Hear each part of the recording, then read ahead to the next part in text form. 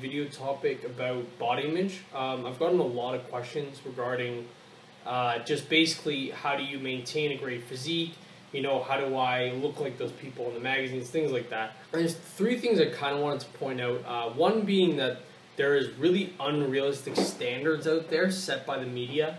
Another one would be also that it's unhealthy to maintain those kinds of standards if you actually attain it.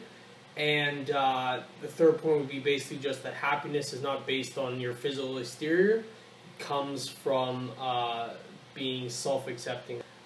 So basically diving into the first point, which is unrealistic standards set by the media. So, for example, when you see someone on the cover of magazines like Men's Fitness or Vogue, any of those magazines, what people don't understand is that those are highly touched up. There's airbrushing done. There's professionals that do their makeup, people that coordinate their attire, what they're dressed in.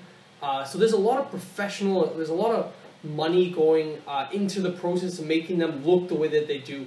And with the airbrushing is that individual doesn't actually have those dimensions in real life. For example, they wanted her waist to be a little bit thinner, they could do that. They just airbrush it.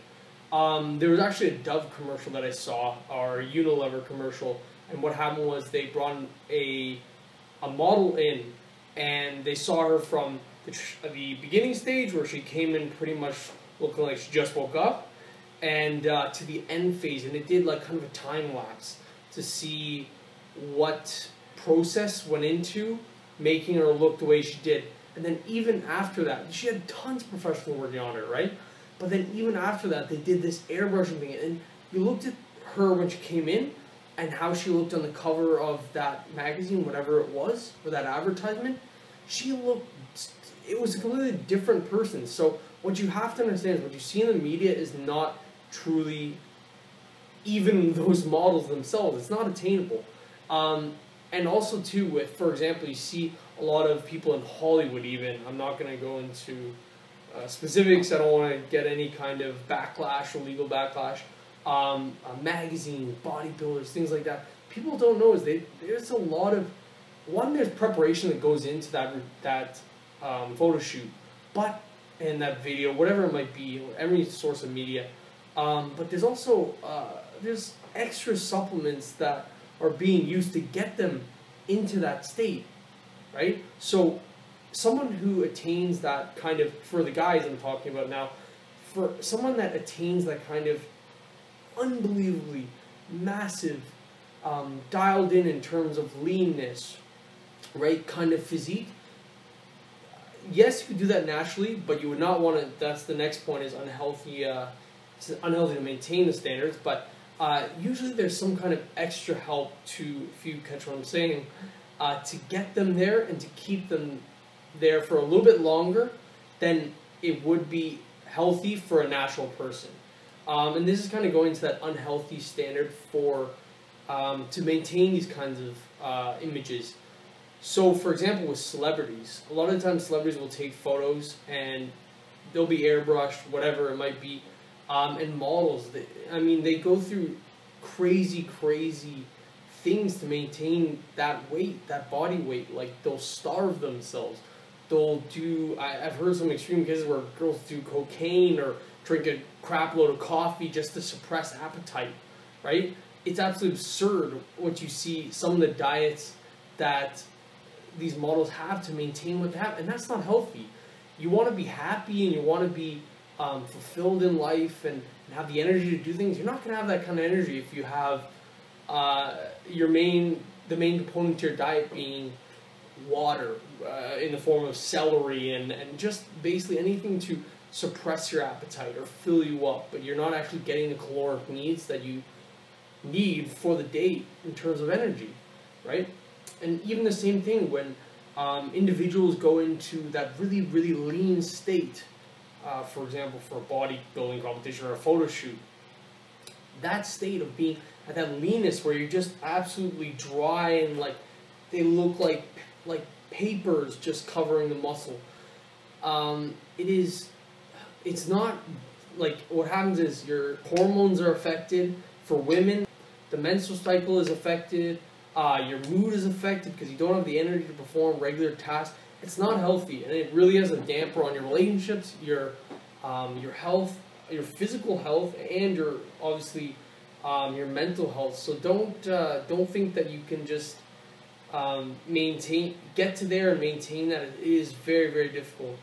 And the third point is that happiness is really coming from the inside versus attaining some kind of physical goal. Like, for example, for me, for the longest time, my goal was to get a six-pack.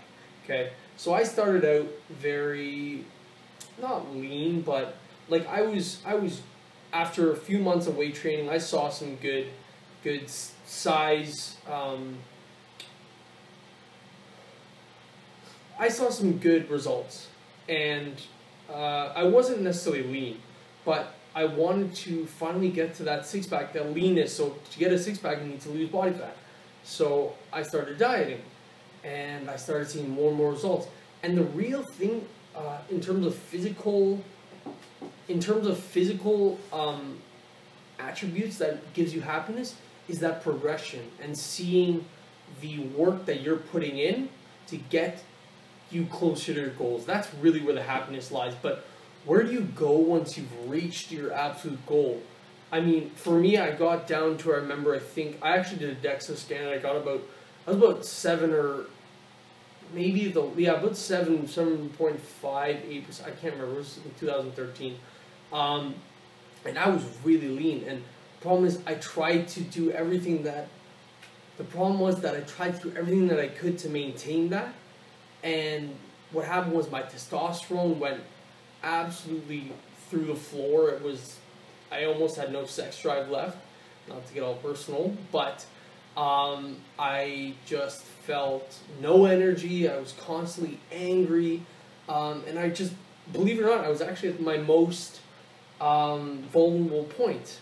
I didn't even want to take, as stupid as it sounds, if I put on a little bit extra weight, I didn't want to take my shirt off, just because like I had this standard for myself. So that's what I'm saying, is that even at that point where you've reached your goal and you have a six-pack and everything, that's great, but understand that it's not going to give you absolute happiness. You have to be self-accepting and constantly change your standards for yourself in terms of, one, your physical standards, but you want to make sure that internally you are ready to deal with, for example, maybe a little bit of backtracking, and find your homeostasis. Maybe it might not be a six-pack. Maybe it's 16% body fat instead of 12 or instead of 8, right? That's fine. Just do things to be healthy. Don't let other people's standards affect the way you live your life or the way you want yourself to look, right? Everyone can be healthier and at a leaner state, and I really think health-wise you should, but don't compare yourself to other people, and don't let other people's standards affect you.